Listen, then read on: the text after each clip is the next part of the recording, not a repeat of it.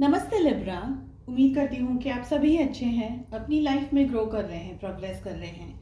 Sending you lots of prayers and best wishes from my side. Please take care, stay safe. 16 till the 30th of April कैसा रहेगा, क्या guidance है, क्या messages हैं, इसी topic पे हम रीडिंग कर रहे हैं। साथ ही जानेंगे आपकी लव लाइफ कैसी रहेगी एंड एंजल्स की तरफ से लेंगे guidance and messages. No contact situation के ऊपर फॉर ऑल ज़ोडिएक साइंस मैंने रीडिंग अपलोड कर दी है। अगर आपने नहीं देखा है तो प्लीज़ चैनल को चेकआउट करें। काफ़ी सारे interesting topics and videos channel की प्लेलिस्ट में आपको मिल जाएंगे।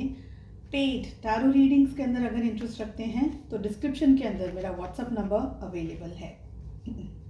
चलिए, first energy we are having is death, साथ ही wheel of fortune, 9 of wands and the hangman की एनर्जी आ रही है। सो कैसा रहने वाला है आपके लिए ये जो टाइम पीरियड है। आई फील कि लिब्रा, आपकी लाइफ में कोई एक मेजर सिचुएशन, कोई मेजर इवेंट हो सकता है। किसी एक्सेसिव या एक्सट्रीम लॉस से आप गुजर सकते हैं।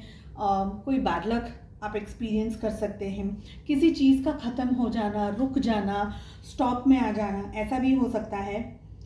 ये जो टाइम पीरियड आपके सामने आया है, इसमें आपको ट्रांसफॉर्म होने की ज़रूरत है, बदलने की ज़रूरत है, अपने आप को अपने अंदर चेंजेस लेकर के आने की ज़रूरत है। ज़रूरी नहीं है कि सिचुएशन जैसे भी आपने सोच के रखी हो वैसे की वैसे ही आपके साथ हो।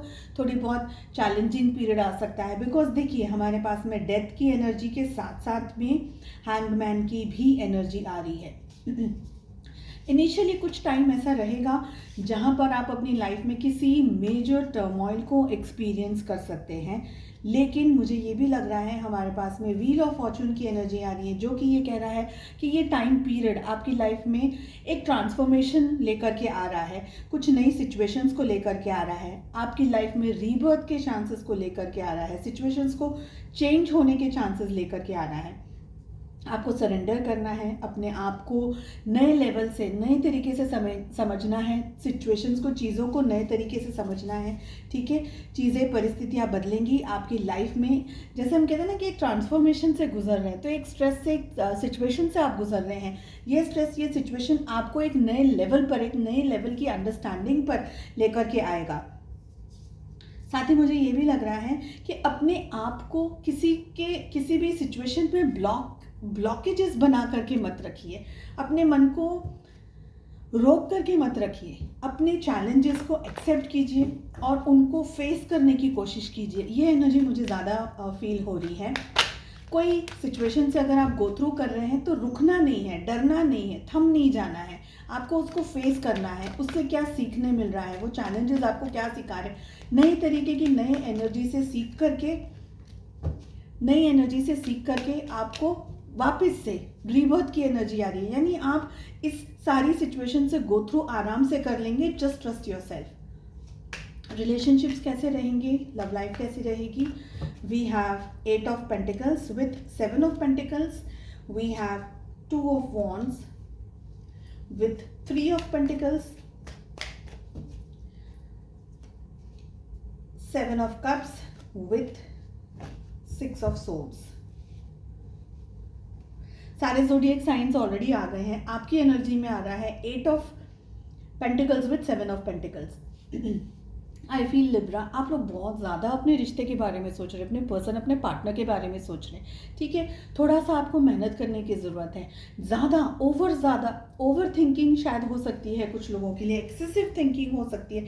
कैसे करना है, क्या करना है, बहुत ज़्यादा चीज़ों को प्लान करने, चीज़ों को समझने की कोशिश करने अपनी तरफ से। इस जो टाइम पीरियड है हमारे सामने, आपको एफर्ट्स लगाने ही होंगे। थोड़ी बहुत अपनी तरफ से मेहनत, अपने लेवल की मेहनत को करना होगा आपको।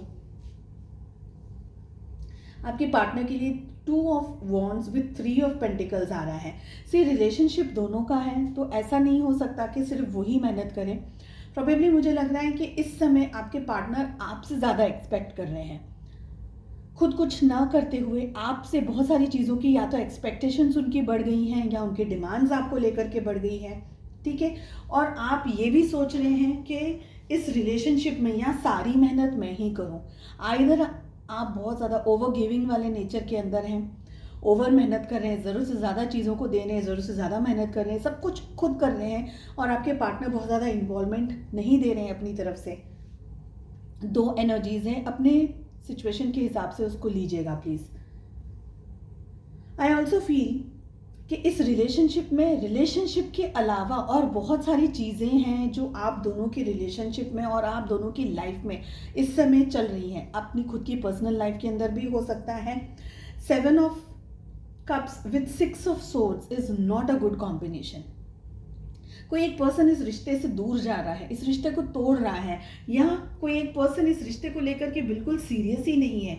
मुझे लग रहा है कि पास्ट में भी आपने बहुत ज़्यादा मेहनत करी है इस रिश्ते को बनाने के लिए, संभालने के लिए, और आज आप ये सोच में आ गए हैं कि इतना सब कुछ करने के बाद में भी ये पर्सन मेरे लिए लॉयल क्यों नहीं है, या ये पर्सन मेरे लिए इतना पॉजिटिव क्यों नहीं है, या सब कुछ मैं ही क्यों कर रहा हूँ, मैं ही क्यों कर रही हूँ।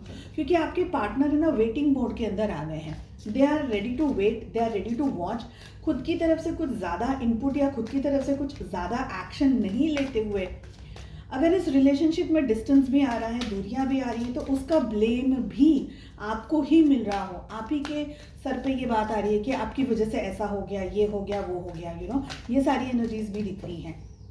हो सकता है कि आप लोग दोनों, स्पेशली आप, बहुत कुछ करने के बाद में अब इस रिश्ते को बिल्कुल भी एनर्जी ना दें, ये सोच करके, क्योंकि आपकी लाइफ में कुछ और भी चल रहा है side to side.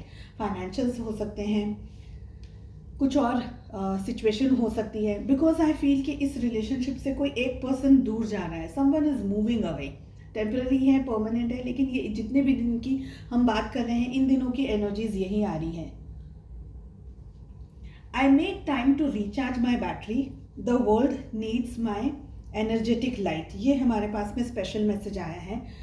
I make time to recharge my battery. The world needs my energetic light.